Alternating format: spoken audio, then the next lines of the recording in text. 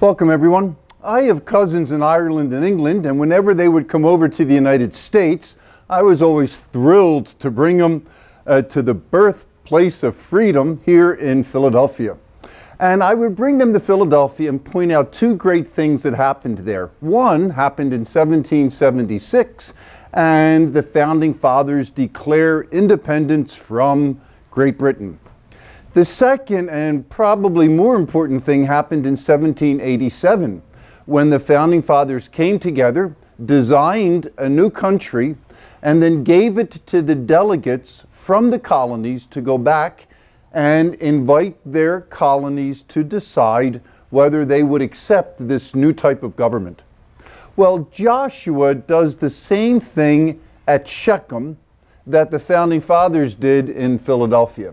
Let's take a look at the little summary of the first reading from this past Sunday's Mass, and then we'll read that reading.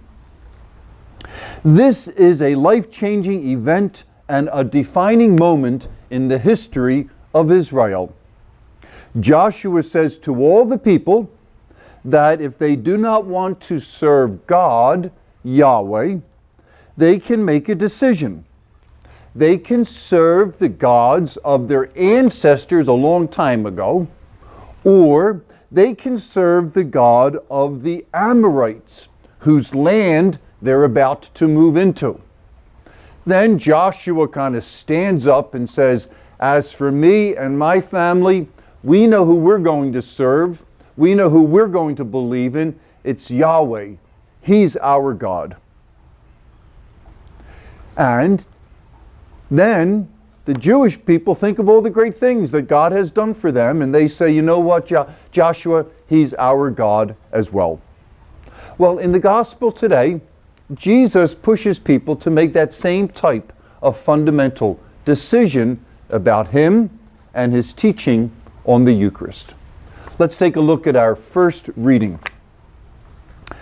Joshua gathered together all the tribes of Israel at Shechem, summoning their elders, their leaders, their judges, and their officers. When they stood in ranks before God, Joshua addressed all the people.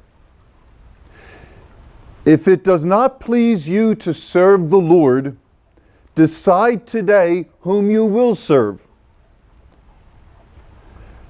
The gods your fathers served beyond the river, or the gods of the Amorites in whose country you are now entering. As for me and my household, we will serve the Lord. So now there's going to be a shift. You can notice that because there's a gap in the readings. We go further into the book, and now let's find out what the Jewish people say. But the people answered, far be it from us to forsake the Lord for the service of other gods. For it was the Lord our God who brought us and our fathers up out of the land of Egypt, out of the state of slavery. He performed those great miracles before our very eyes and protected us along our entire journey to here as we're about to enter into the promised land, and among the peoples through whom we passed. Therefore, we also will serve the Lord, for he is our God. This is a great moment in the history of Judaism. The Israelites choose God. They do this intentionally, and they're making a decision to accept on a deeper level the faith of their ancestors.